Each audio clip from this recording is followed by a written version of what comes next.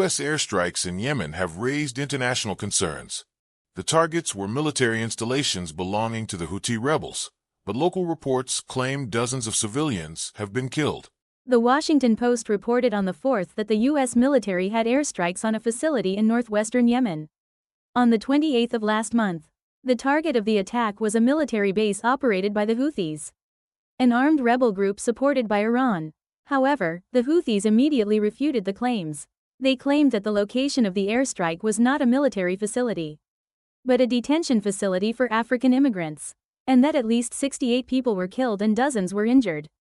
The Washington Post analyzed footage released by the Houthis and reported that at least 38 people were killed, but it was not possible to confirm whether they were civilians, based on the footage alone.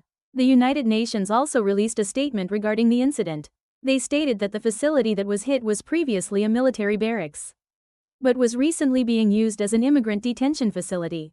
However, some analysts say that the facility was disguised as a military facility, and that it still serves as a Houthi military base. In response, the U.S. Central Command officially announced that it has launched an investigation into whether there were any civilian casualties.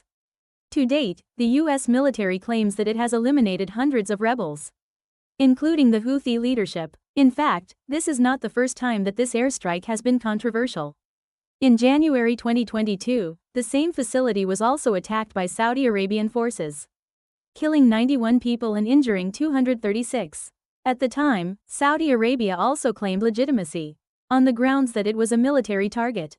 But the UN concluded after investigating the site that there was no evidence of it being used as a military facility. The Houthi rebels are currently a key force in the Yemeni civil war, and have carried out attacks on merchant ships passing through the Red Sea and missile attacks on Israel, under the pretext of supporting the Palestinian armed group Hamas, since the outbreak of the Gaza Strip war.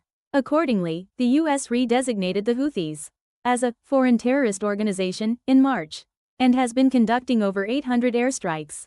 This airstrike appears to be part of that.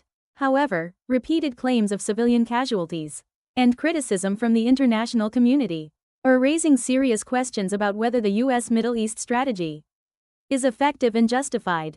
The justification for military operations, the resulting civilian casualties, and the justice of the battlefield always raise complex debates.